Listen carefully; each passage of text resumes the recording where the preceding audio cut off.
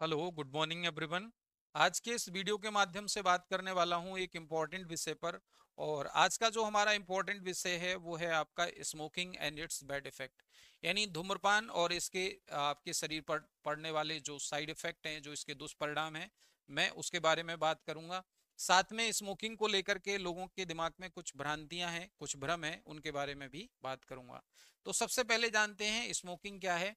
तो मैं आपको बताना चाहूंगा कि तंबाकू को बर्न करके, तंबाकू को जला करके जो धुआं प्रोड्यूस होता है, जो स्मोक निकलता है, उसको इनहेल करना, उसको कंज्यूम करना स्मोकिंग कहलाता है।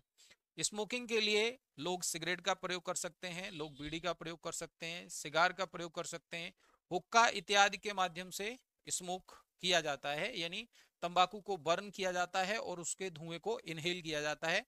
ये आपकी स्मोकिंग कहलाती है। स्मोकिंग के बारे में मैं आपको अगर डेटा के बारे में बात करूं तो लगभग 120 मिलियन पीपल भारत में स्मोक करते हैं। और उसमें से अगर हम वर्ल्ड वाइड अकरेंस देखें तो पूरे वर्ल्ड का लगभग 12% जो पॉपुलेशन है वो भारत में है, यानी 12% भारतीय पूरे वर्ल्ड का स्मोक करते हैं। अगर हम एडल्ट पॉपुलेशन की बात करें तो भारत में लगभग 25% एडल्ट व्यक्ति स्मोक करते हैं, यानी हर चार में से हर एक व्यक्ति जो का स्मोकिंग करता है। साथ में आपको ये याद रखना है कि अगर हम इसके बैड इफेक्ट के बारे में बात करें, इसके दुष्परिणामों के बारे में बात करें, तो जो तंबाकू के कंजप्शन की वजह से, स्मोकिंग की वजह से लंग्स कैंसर होता है, उसका 70% कंट्रीब्यूशन आपका स्मोकिंग की वजह से है। यानी अगर हम बात करें 100 केस लंग्स कैंसर के आते हैं तो उसमें 70 का मुख्य कारण क्या है? तंबाकू का कंजप्शन, स्मोकिंग का कंजप्शन। साथ में मैं आपको ये बताना चाहूंगा कि जो तंबाकू हम कंज्यूम करते हैं उसके अंदर एक केमिकल कंटेंट होता है जिसे हम कहते हैं निकोटीन। और ये जो निकोटीन है ये हाईली पोटेंट है, हाईली एडिक्टिव है। यानी मैं आपको बताना चाहूंगा कि अगर हम तुलना करें अल्कोहल और आपकी टोबैको की, तो आपकी टोबैको कई गुना ज्यादा एडिक्टिव नेचर की है, यानी इसकी लत लग सकती है। इसीलिए आपको याद रखना है कि अगर कोई व्यक्ति सिगरेट का, बीड़ी का, हुक्का का एक सिंगल टाइम भी प्रयोग करता है तो हो सकता है कि वो आगे के लिए इसका आदी हो जाए, उसको इसकी लत लग जाए। तो इसीलिए तंबाकू का कंजप्शन आपको नहीं करना है। अगर मैं इसके बैड इफेक्ट या साइड इफेक्ट के बारे में बात करूं तो तंबाकू के कंजप्शन की वजह से लंग्स कैंसर होता है, इसकी वजह से ओरल कैंसर हो सकता है, इसकी वजह से थ्रोट कैंसर हो सकता है, इसकी वजह से आपको जो है कार्डियक डिजीज यानी हृदय संबंधी रोग हो सकते हैं, इसकी वजह से डायबिटीज हो सकती है, इसकी वजह से वेट गेन हो सकता है, यूट्रस कैंसर हो सकता है, प्रोस्टेट कैंसर हो सकता है, यानी आपके शरीर में हर लेवल पर कैंसर हो सकता है। स्किन संबंधी रोग हो सकते हैं, यानी त्वचा संबंधी आपके शरीर में रोग हो सकते हैं।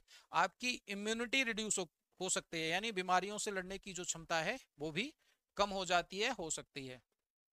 अब मैं आपसे बताना चाहूंगा कि जो निकोटीन है जिसके हम बारे में बात कर रहे हैं, जो तंबाकू के अंदर पाए जाने वाला जो केमिकल है, उसके कंजप्शन की वजह से जब ये हमारे ब्लड में रन करता है, यानी जो निकोटीन जब हमारे ब्लड में पहुंचता है, तो इस निकोटीन से माइक्रोवास्कुलर लेवल पर आप ऐसे समझिए कि ये हमारी पूरी बॉडी में इन्फ्लेमेशन कॉज करता है, सूजन क्रिएट करता है। और उस सूजन से जब हमारा इम्यून सिस्टम फाइट कर रहा होता है, लड़ रहा होता है, तो उस दौरान हमारे बॉडी में कैंसरस ग्रोथ के चांस बढ़ जाते हैं। तो आपको याद रखना है कि अगर आप तंबाकू कंज्यूम कर रहे हैं तो आपकी पूरी बॉडी में इन्फ्लेमेशन है और आपका इम्यून सिस्टम उससे लड़ रहा है, जूझ रहा है, यानी आपके इम्यून सिस्टम को उसको उसके साथ फाइट करनी पड़ रही है। अब मैं आपको ये बताना चाहूंगा कि तंबाकू के कंजप्शन की वजह से हृदय रोगों का जो इंसिडेंस है वो क्यों बढ़ जाता है। आपको याद रखना है कि जो ब्लड वेसल्स हैं, यानी हमारे हृदय को सप्लाई करने वाली जो ब्लड वेसल्स हैं, उनके अंदर, वैसे तो ऑल ओवर बॉडी पूरे शरीर में ही ये जो निकोटीन है ये ब्लड वेसल्स को स्टिकी नेचर की बना देता है, ऐसे नेचर की बना देता है कि जिससे कोई भी सब्सटेंस जब गुजरेगा तो उसके वो ब्लड वेसल से चिपक जाएगा। तो जैसे मैंने बताया कि कोलेस्ट्रॉल वगैरह या कैल्शियम के सॉल्ट वगैरह जब भी ब्लड वेसल से रन करते हैं तो इसकी वॉल से चिपकने लगते हैं।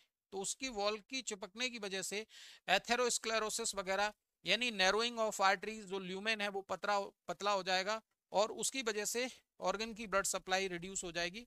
तो इसकी वजह से चांसेस ऑफ हार्ट इंसिडेंस क्या होंगे? इंक्रीज हो जाएंगे, यानी हृदय संबंधी रोग बढ़ जाएंगे।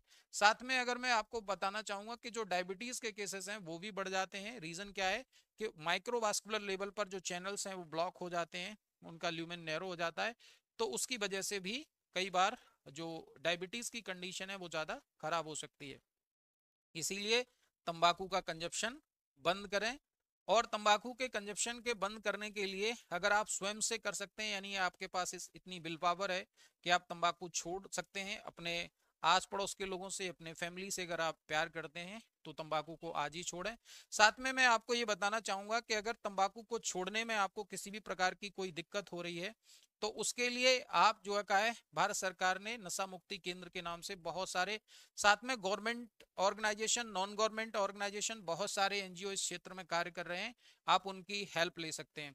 यानी आपको साइकोथेरेपी के द्वारा, कॉग्निटिव बिहेवियरल थेरेपी के द्वारा आपको सामूहिक रूप से जो है इसको ठीक किया जा सकता है। फिर भी अगर आपको किसी भी तरीके की दिक्कत हो रही है इसे छोड़ने में तो आप मेडिकल सुपरविजन में, यानी आप मेडिकल ट्रीटमेंट ले सकते हैं इसके लिए, और तंबाकू निश्चित ही आपकी इससे छूट जाएगी, आप जो है स्मोकिंग से आपको निजात मिलेगी। साथ में अब मैं आपको बताना चाहूंगा कि तंबाकू को लेकर के जो लोगों के मिथ हैं, जो लोगों के दिमाग में भ्रांतियां हैं, पर्टिकुलरली ये भ्रांतियां आपकी मिडिल एज में होती हैं, या कह सकते हैं कि जो एडोलसेंस की एज में लोग होते हैं, 17-18 साल की उम्र में जो लोग एंटर कर रहे होते हैं उनमें, कि तंबाकू का कंजप्शन करने वाले वो अपने आप को ऐसा दिखाते हैं कि कूल अपीयरेंस आता है। लेकिन आप याद रखिए कि तंबाकू के कंजप्शन के बारे में पहले ऐसा माना जाता था कि ये जो है कूल है, लेकिन आज के समय में जो तंबाकू कंज्यूम करता है उसको लोग मूर्ख समझते हैं, क्योंकि तंबाकू कंज्यूम करने से आप अपनी बॉडी को डैमेज कर रहे हो, आप अपने आप को हार्म कर रहे हो।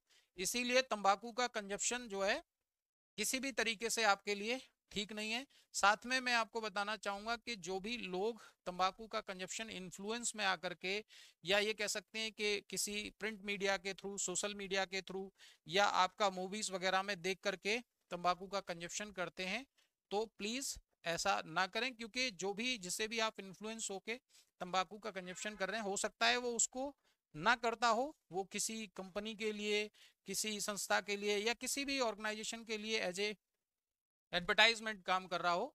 तो इसीलिए आपको इन्फ्लुएंस नहीं होना है और अपनी सेहत का ध्यान रखना है। अगर आप अपने परिवार से, अपने आप से, अपने सराउंडिंग से प्यार करते हैं तो तंबाकू छोड़ें। और तंबाकू छोड़ने के लिए मैं एक बार आपसे फिर बताना चाहूँगा, भारत सरकार ने बहुत सारे इस तरीके के प्रोग्राम लॉन्च किए हैं जिनकी हेल्प से, जिनकी मदद से आप तंबाकू को कंप्लीटली छोड़ सकते हैं, इसके बैड इफेक्ट से बच सकते हैं। तो आज ही तंबाकू छोड़ें, हेल्दी रहें, खुश रहें।